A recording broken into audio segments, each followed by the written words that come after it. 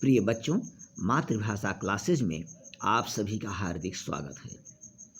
पिछले दिन हम लोगों ने हिंदी में काव्यखंड में गोस्वामी तुलसीदास जी द्वारा रचित वन पथ पर शीर्षक कविता के 2 छंदों का अध्ययन किया था। आज हम लोग उसी शीर्षक से तीसरे और चौथे छंद का अध्ययन करेंगे। तीसरे छंद में गोस्वामी जी ने बताया है कि जब श्री राम जी लक्ष्मण और सीता के साथ वन को जाते हैं तो गांव से होकर निकलते हैं। गांव की स्त्रियां ऐसी सुंदर बालकों के रूप सौंदर्य पर मुग्ध हो जाती हैं और आपस में चर्चा करती हैं। राजा दशरथ को निष्ठुर बताती हैं, रानी कैकेयी को पत्थर से भी वज्र से भी अधिक कठोर बताती हैं। इसी का मनोरम वर्णन गोस्वामी जी ने तीसरे छंद में किया है। आइए पाठ का प्रारंभ करते हैं। रानी मैं जानी अजानी महा पबिपाह न हूँ ते कठोर हियो है। राजहु काज य काज न जान्यो कहो तिय को जिन कान कियो है। ऐसी मनोहर मूर्तिये बिछुरे कैसे प्रीतम लोग जियो है। आँखिन में सखी राखी बेजोग, आँखिन में सखी राखी बेजोग, इन्हें किमि कैवन वास दियो है। शब्दार्थ देखिए।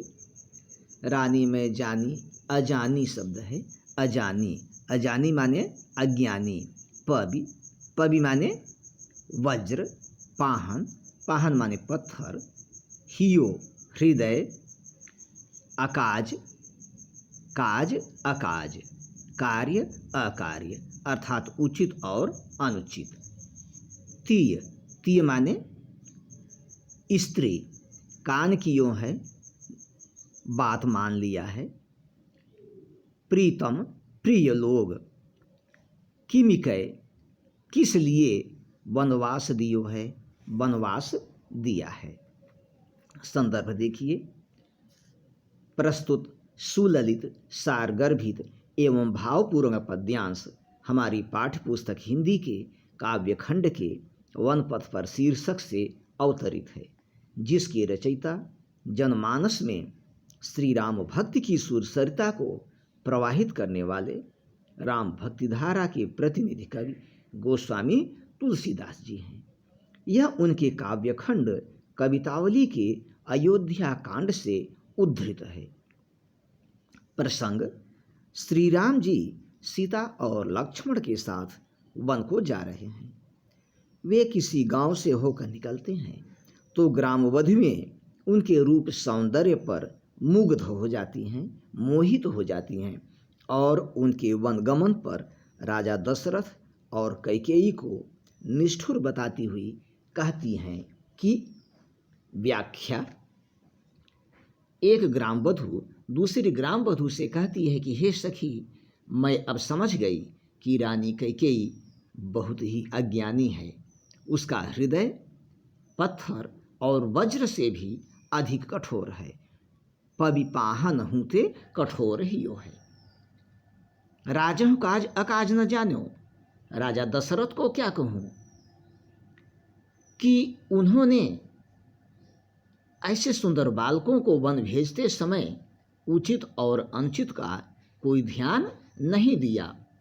कहो तिय को जिन कान कियो है, और स्त्री का कहना मानकर इन्हें वनवास दे दिया।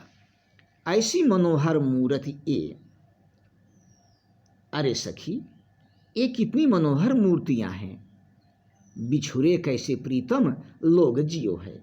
इनसे बिछुड़ जाने पर इनके प्रिय लोग कैसे जीवित होंगे।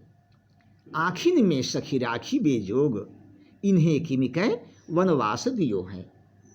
हे सखी, सत्य बात तो यह है कि ये आँखों में बसाने के योग्य हैं, फिर पता नहीं इन्हें वनवास कैसे दे दिया गया, इन्हें वनवास क्यों दे दिया गया। एक बार व्याख्या पुनः देखिए। एक ग्रामवधु दूसरी ग्रामवधु से कहती है कि हे सखी, मैं अब समझ गई कि रानी कैकेयी बहुत ही अज्ञानी है। उसका हृदय पत्थर और वज्र से भी अधिक कठोर है।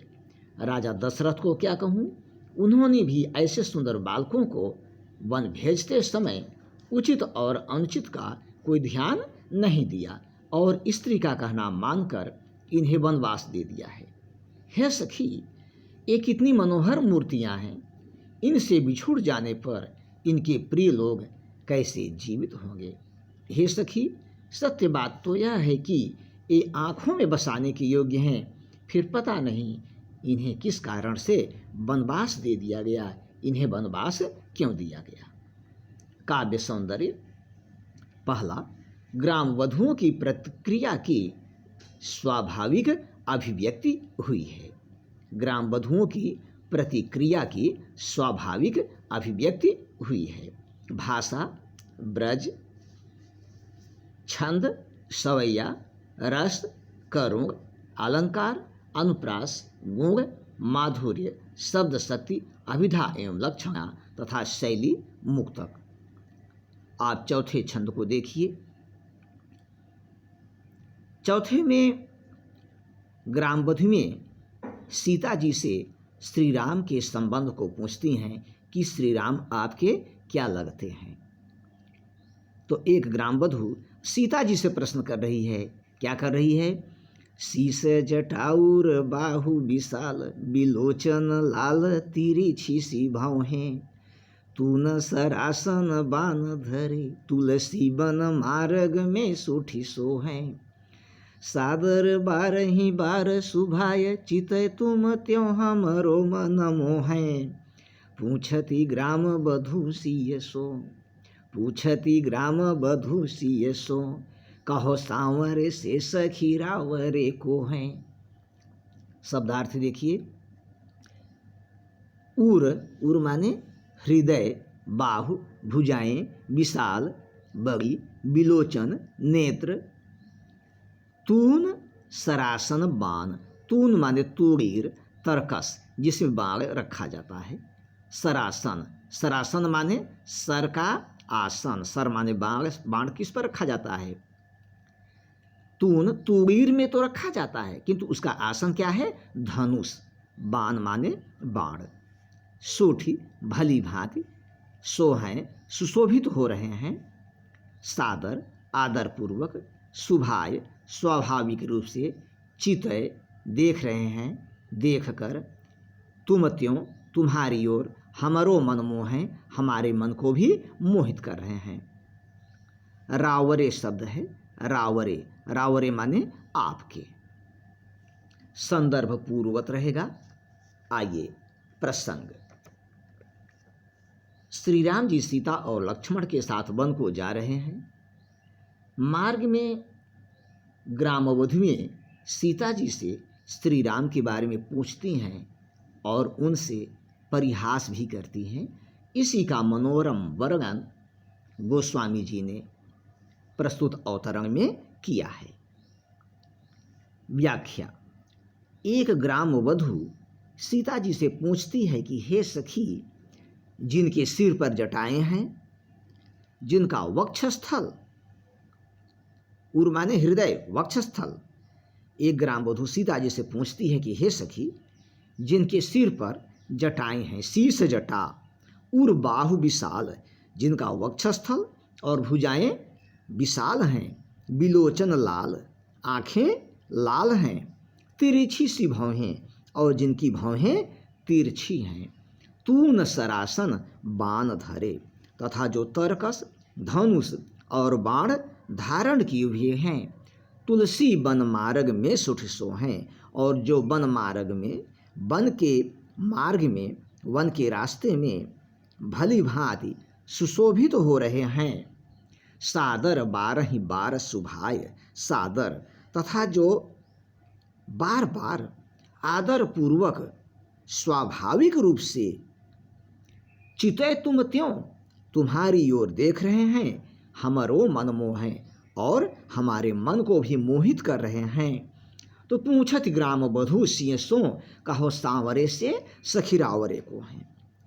तो ग्राम वधुएं सीता जी से कहती हैं कि आप सच सच बताइए कि वह सांवरे से तुम्हारे कौन लगते हैं, वह श्याम वर्ण वाले तुम्हारे क्या लगते हैं।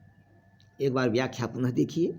एक ग्राम वधू सीता जी से पूछती है कि हे सखी, जिनके सिर पर जटाएं हैं, जिनका वक्षस्थल और भुजाएं विशाल हैं, जिनकी आंखें लाल हैं, जिनकी तिरछी भौहें हैं, तथा जो तरकस, धनुष और बाण धारण किए हुए हैं, और जो वन के मार्ग में भली भांति सुशोभित हो रहे हैं, तथा जो आदरपूर्वक बार बार स्वाभाविक रूप से आपकी ओर देख रहे हैं और हमारे मन को भी जो मोहित कर रहे हैं, आप सच सच बताइए कि वह सांवले से तुम्हारे कौन लगते हैं, वह श्याम वर्ण वाले तुम्हारे क्या लगते हैं। काव्य सौंदर्य। पहला, ग्राम वधुओं की स्वाभाविक उत्सुकता का सहज चित्रण हुआ है। ग्राम वधुओं की स्वाभाविक उत्सुकता का सहज चित्रण हुआ है।